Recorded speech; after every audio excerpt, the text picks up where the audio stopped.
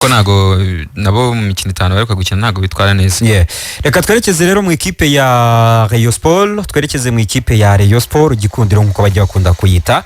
Ibyagiye bivugwa cyane kuri Onana Willy Sombe, umusore se ari bindi bishobora kuba biri inyuma ye kutaboneka kwe mu kibuga, ariko cyari ryari nuko yararwaye, byatangirwa ko ari umugongo n'ubu ngubu ukomeje kuba ikibazo. Yewe no ku mukino bigize kujya gukina muri ikipe ya Mukura Victory Sport, yasaga nkaho yagarutse, batsinzwe muri ikipe ya Mukura, yasaga nkaho yagarutse ariko nyuma yongera gusubirayo, na n'ubu ngubu rero kugeza naho uyu musore yari yarandikiwe n'ubundi kujya gukora noneho sport mu koga, kuko birafasha cyane buriya nabyo mu mugongo, birafasha cyane buriya piscine irafasha cyane bijyanye n'umugongo.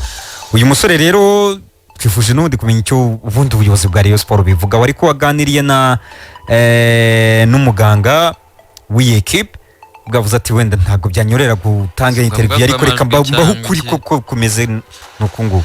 Ijyari nuko uwitwa Esomba Willy Onana yagize ikibazo cy'imvune ni mu mukino batsinzemo ikipe ya Etincelle ibitego 2-0 mu karere ka Rubavu, umukino wabereye kuri stade Umuganda. Ngira ngo no mukino uwitwa Esomba Willy Onana atanarangije kuko yavuye mu mukino utarangiye, bamuteye umugeri mu mugongo. Kuva icyo gihe kugeza ubu ntarasubira mu kibuga. Ijyari nuko nkuko waruvuze n'ubundi nkuko bivuze afite ikibazo cy'umugongo, urabizi ubushize yego warubivuze ku mukino wa Mukura, yabaye nkukora imyitozo ni numa Mukura biteguraga APR, baye nkukora imyitozo ariko arongera ava mu kibuga aratonekara. Baravuga byinshi, baravuga bati ari kwirwaza, ari kugira ute, baramuteguye ariko mukanya mvugana na Mujema na Dr. Mujema yambwiye ati ntabwo umukinnyi, ntabwo we ku giti cye nta nyungu yaba afite zo kuba ari kwirwaza abandi bari gukina. Oya nane nabikubwiye ntabwo babona urwego rwe, ntago ari urwego rwo kubana mutegura bene ntago ari umukinnyi uvuye muri Cameroon aje gutegurwa i Kigali, ari nko gushaka inzira zo kugira ngo urwego ariho yego anasoke mu urwego ariho cyane. Aramutse akinye imyaka 2 mu Rwanda muri Rayon Sport ntabwo hamara wa gatatu ari kwitwara uko asanzwe yitwara. Ambwira ati rero ntago ari umukinnyi, n'icyo kintu kiveho, ntago ari umukinnyi uri ku rwego rwo kuvuga ngo ararebwa n'abantu ku ruhande ngo bamutegure. Oya, Onana ukuri guhari ararwaye, nige muganga umukurikirana, Onana ararwaye akandi aracyarwaye, turamukurikirana aracyarwaye. Namaze se none abareyo buri munsi bari kwibaza se Onana bimeze gute. Ngira ati ararwaye ariko iki nabaza se ya azamara igihe kingana iki nibura bakwitega ko yagaruka ryari. Arambwira ati mu kwezi kwa 4 nibura niho Onana ashobora kugaruka mu kibuga. Arambwira ati afite n'amahirwe wenda tugiye kujya mu kantu k'akaruhuko ka international break tuzagira muri uku kwezi, mu kwa 4 nibwo Onana ashobora kuzagaruka mu kibuga nibura mu kwezi kwa 4. Ayo niyo makuru ava muri staff medical y'ikipe ya Rayon Sport kuri Esomba Willy Onana. Aracyarwaye ariko yambwiye ko yatangiye utuntu twitozo no gukora utuntu duto we ku giti cye, ariko atari yagera ku rwego noneho rwo kuba mu kibuga, ariko hari utuntu yatangiye gukora n'ubundi nk'umuntu uri ufite nyine imvune kugira ngo atangire noneho agaruke etape, ariko par etape urugendo nyine kugira ngo agaruke. Ariko ukwezi kwa 4 nibura nibwo ashobora kuzagaruka kongera gukora ku mupira cyangwa se akagaruka mu kibuga. Esomba Willy Onana Sombe Willy Onana ibyo ibijyanye rero na gahunda ze, ariko ijyarirwe nuko arwaye. Tukiri mu equipe ya Rayon Sport nuko bandiki ikipe ya Message Ngozi yuko bagomba kuzakina umukino, bifuzaga ko bakina umukino wa gishuti ku itariki 26 z'ukwezi kwa 3, azaba ari mu gihe cy'akaruhuko ka FIFA cyangwa se FIFA break.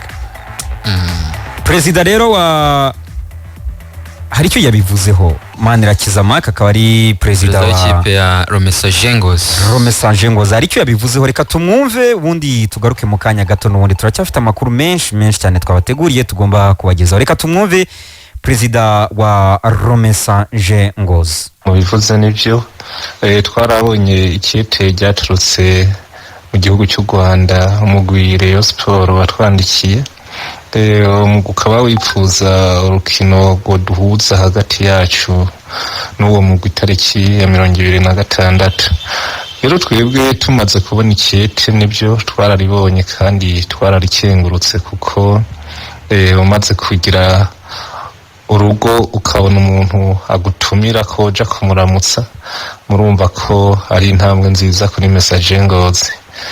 Twebwe rero twavuga ko uno munsi tumaze kwihweza iryo kete tukavugana n'abandi nk'abarongo ishyirahamwe ry'umupira w'amaguru mu Burundi, kugera ku isaha twavuga yuko twamaze kwishyura abo muri Rayon Sport tubasubiza yuko ikete twaribonye, kandi ku rukino kugera ku isaha twebwe twemera ko tworukina, ariko hagati y'ivyo murabizi umupira w'amaguru kari umupira usaba uburyo.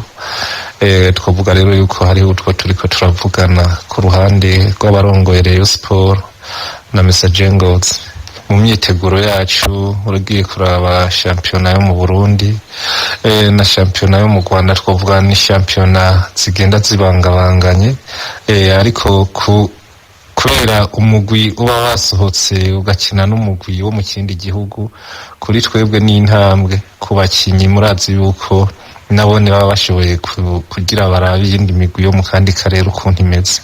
Icyo gihe na twebwe bizoduha kumenya aho umugwi Messager Ngozi ikibanza twawushiramo kugira kuri uyu mwanya muri shampiyona yo mu karere. Kuri twebwe wari intambwe nziza, ndetse no kuri Rayon Sport, kuko tumaze gukina urwo rukino rwa gicuti, ni ukuvuga ko ubugenzi buzaba butangiye, nabone turashobora kubasaba bakaza gukina mu Burundi.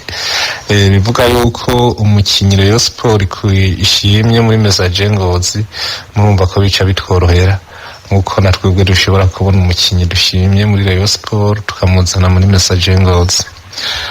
Nk'uko twabibabwiye, twe ikete twamaze kuryandika, nibaza ko ari uyu munsi cyangwa ejo bazoba bamaze kwihwezana tumwe twabasabye mu bijyanye n'urugendo, aho tuzoshikira, iminsi tuzokina.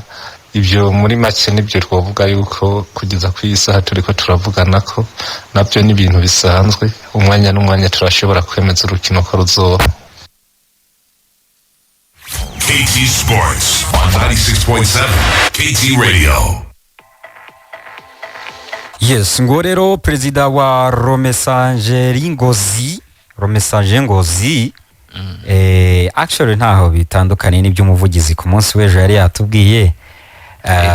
Igihari cyo nuko Rayon Sport na Messager hari ibyo bagomba kunoza, kandi Rayon Sport niyo yatumiye cyane. Ubwo ibirimo niba kubabwira ngo mwe mwishakemo itike gusa, ibindi tuzabibahereza cyangwa se tuzinjiza abantu kuri stade. Rayon Sport urabizi niyo yaba imeze gute ntabwo yabura abantu kuri stade. Noneho match nk'ingi ikindi twenda tuzabakubita nka 30% cyangwa 40% yazaba yinjiye, cyangwa se twe mutumenye twumvikane ibindi muzirwariza.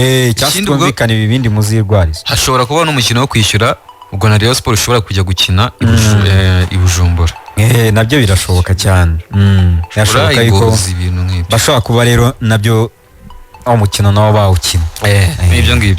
Ibyo ngibyo rero. Ubwo tujye mu yandi makuru, ubwo kuri muri Rayon Sport nibyo twaba tubabwiye ku bijyanye na perezida yaje gutangaza.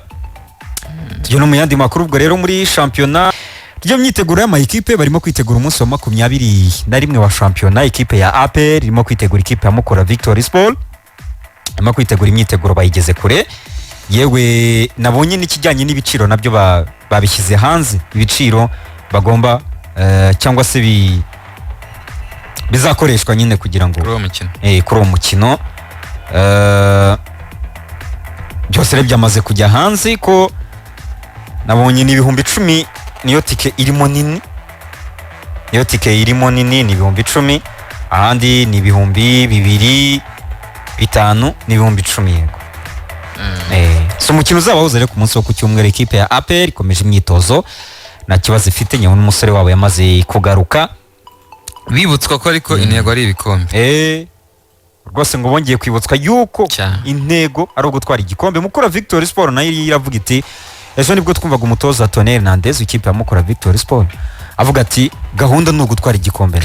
Ati gahunda ni ugutwara igikombe, kandi byose bizava mu mukino wo ku cyumweru tuzakina n'ubundi nabo duhanganye baturi imbere, kubatsinda na amanota 5, tugakomeza n'ubundi gahunda zacu zo kuba twatanira igikombe. Ariko nyine urumva Mukura Victory Sport imeze neza ariko iby'igikombe byo Biragoranye cyane. Biragoranye cyane. Ariko ibindi byo biragoye. Umwanya wa gatatu wawuhatanira cyangwa se wa kane gutyo. cyangwa se wenda Ariko ibindi byo n'igikombe biragoye. cy'amahoro. Ukurikije uko batangiye nuko- banasoreje no mu myanya 3 cyangwa 4 ntacyo byabitwaye kuri Mukura.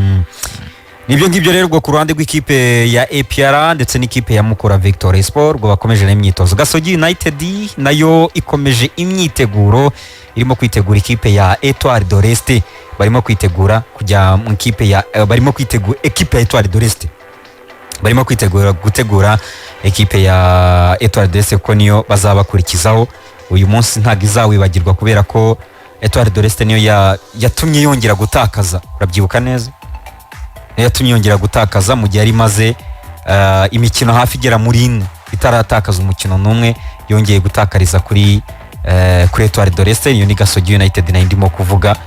Urumva rero ko bagiye gusubirayo n'ubundi bacakirana. Etoile de l'Est izaza Kigali.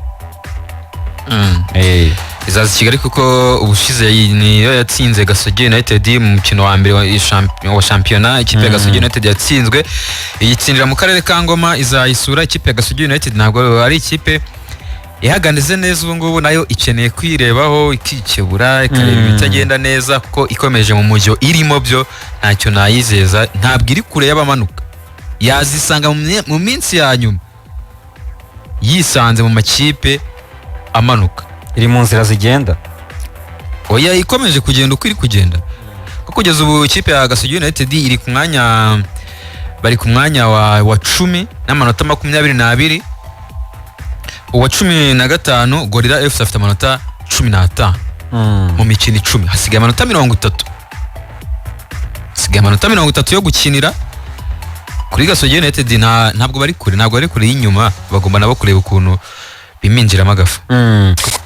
Hanyuma rero mbere ko tuza no kujya mu yandi makuru nuko umunyamabanga n'undi asinyweho cyangwa se hasinyweho n'umunyamabanga mukuru wa Federasiyo y'umupira w'amaguru hano mu Rwanda Ferwafa, Bwana Muhire Henry, maze gutangaza, bamaze kwandikira rwose ibaruwa ifunguye, andikira umuntu bita Mashami Vincent, bamwe ati rero mubyeyi, ikintu kijyanye n'amasezerano yawe mu ikipe y'igihugu ntago azigera yongerwa.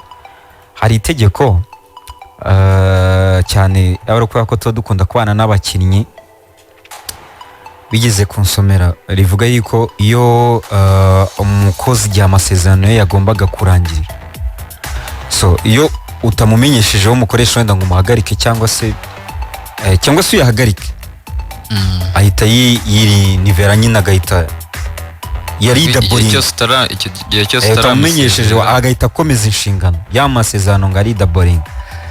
Mashami rero ubutumwa bamwandikiye bwambwiye ko amasezerano atazigera yongerwa mu ikipe y'igihugu rwose. Mu ibaruwa ifunguye bamugejejeho, bamubwiye bati rwose ntago amasezerano yawe yagombaga cyangwa se yarangiye ku itariki 3 n'undi z'ukwezi kwa 3 umwaka 2022, ubwo ku itariki ebyiri nyine nibwo yagombaga kurangira kuri uwo munsi.